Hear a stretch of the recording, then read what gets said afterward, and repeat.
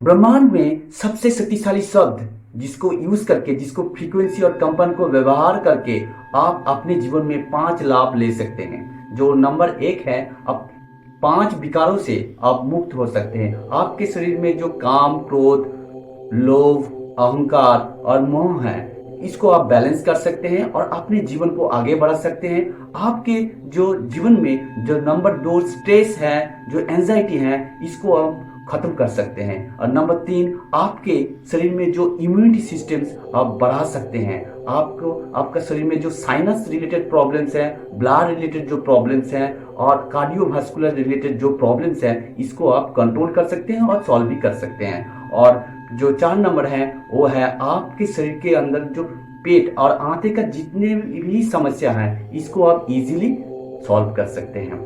और आप शरीर में पॉजिटिविटी, माइंड में पॉजिटिविटी और सुपर पावर का अनुभव कर सकते हैं। और जो 5 नंबर हैं, जो लाभ हैं, वो है कोई भी मंत्र को सिद्ध कर सकते हैं, कोई भी योग को सिद्ध कर सकते हैं, कोई भी चीज को आप प्राप्त कर सकते हैं, परम ऊर्जा के साथ मिलित हो सकते हैं और आपके जीवन को एक सुंदर मार्ग में ले जा सकते हैं।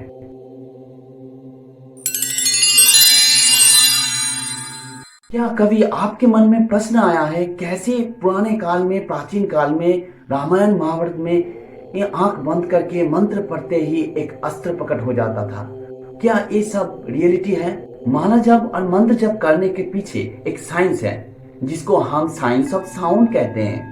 ये आपके जीवन में मैजिक ला सकता है अगर आप इसको सीख लें। तो इसके पीछे जो साइंस है, तो पहले आप जान लीजिए। कंपन से सारा जगत रचा है। कंपन उत्पन्न होता है कोई शब्द से। वर्तमान साइंस प्रूफ देता है इस जगत का निर्माण हुआ था एक विस्फोट से, एक विस्फोट को जिसको हम कहते हैं बिग बैंग। तो हमारे प्राचीन ग्रंथ में इसको हम रुद्र कहते हैं। जब ये विस्फोट फैलता है तरंगों के रूप में, कंपन के रूप में, तभी जगत को निर्माण हुआ है। तो ये जो जगत का निर्माण हुआ है एक कंपन से। और ब्रह्मांड की सृष्टि के पीछे जो शब्द है, उस शब्द को हम कहते हैं प्रणव शब्द, जो ओंकार कहते हैं। इस बुद्धिज्म में, सिखिज्म में, हिंदुइज्म में इसको ओंकार कहा गया है। क्रिश्चियनिटी और मुस्लिम धर्म लोग भी आमीन और आमीन जैसे शब्द प्रयोग करते हैं। ये आम ध्वनि तो से ही सारा जगत चलता है। इसको सिद्ध करने के लिए आपको बीज मंत्र का प्रयोग करना पड़ेगा। तो बीज मंत्र का जानने से पहले आप जान लें जो तप क्या है, ये जो स्वाध्याय क्या है। जब आप मन और शरीर को संयम करके वैदिक मत अनुसार हम काम करते हैं, वही है तपस्या। और जो स्वाध्याय है, जब आप मंत्र को ठीक तरह से उच्चारण करते हैं, उसको प्रतिफलित करते हैं जीवन में, तब आप इसको स्वाध्याय करते हैं। 4 तरह का बीज मंत्र है। जब आप इस बीज मंत्र को रप्त कर लेते हैं और सिद्ध कर लेते हैं, तब आप जो भी मंत्र उच्चारण करते हैं तो वो सिद्धि की तरह काम करने लगता है। जो पहला जो बीज मंत्र है, वो है आत्म बीज मंत्र। दूसरा है इष्ट बीज मंत्र।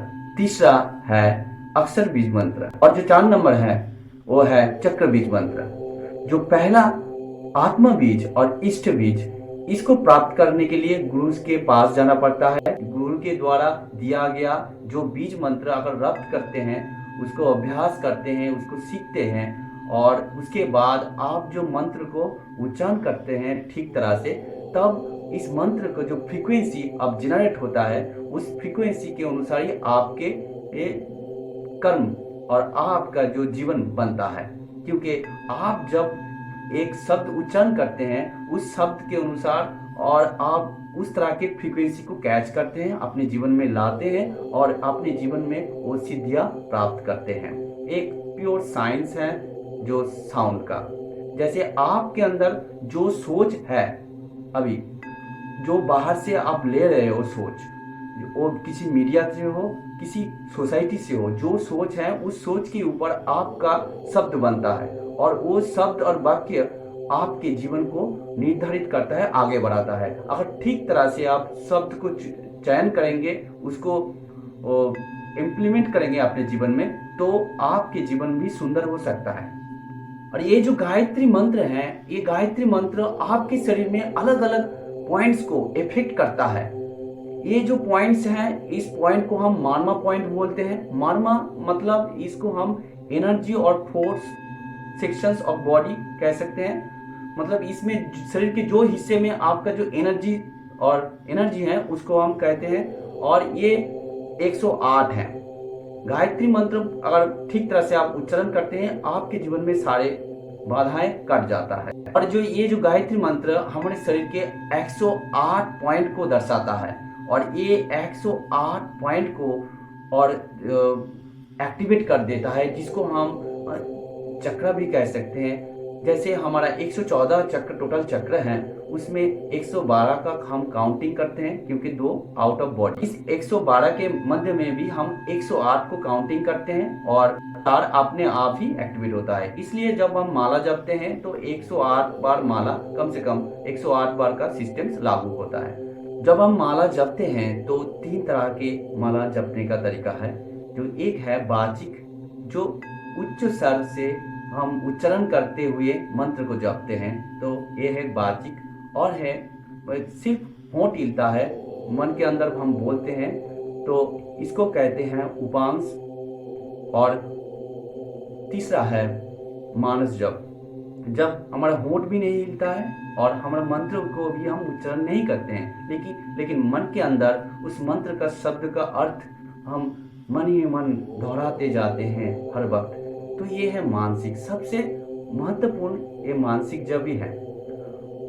इसको अगर ठीक तरह से आप प्रैक्टिस करते हैं तो ये कोई भी जप, कोई भी शब्द को आप सिद्ध कर सकते हैं, उसके फ्रीक्वेंसी को काम में ला सकते हैं। वर्तमान साइंस में अगर ओम को देखेंगे, ओम का जो नॉर्मल जो फ्रीक्वेंसी है वो 432 हर्ट्ज है और इसको टोनोस्कोप मीटर में मापा गया है।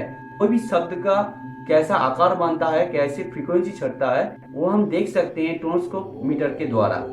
जब ओम शब्द को यूज किया गया है टोनोस्कोप मीटर में, तब उसका जो चित्र बना वो है श्रीजंत्रम का। प्राचीन काल से ही हम श्रीजंत्रम का यूज करते हैं। तो जो ओम्स हैं, जो उसका 2 फ्रीक्वेंसी मैं बताने जा रहा हूँ। जो ये पहला वाला जो फ्रीक्वेंसी है, जो वो बनता है ओ, उ और म से। ये साधारण तौर पे 432 हर्ट्ज है। इसको नॉर्मली हम यूज करते हैं ओ, उ, म के द्वारा। और एक है, इसको अगर गंभीर रूप से अगर मतलब इसका फ्रीक्वेंसी अगर बढ़ाना चाहते हैं तो आपको आ, उ और म का उच्चारण करना पड़ता है। और मंत्र शक्ति के द्वारा अपने चक्र को जगाएं और अपने जीवन को परिपूर्ण बनाएं।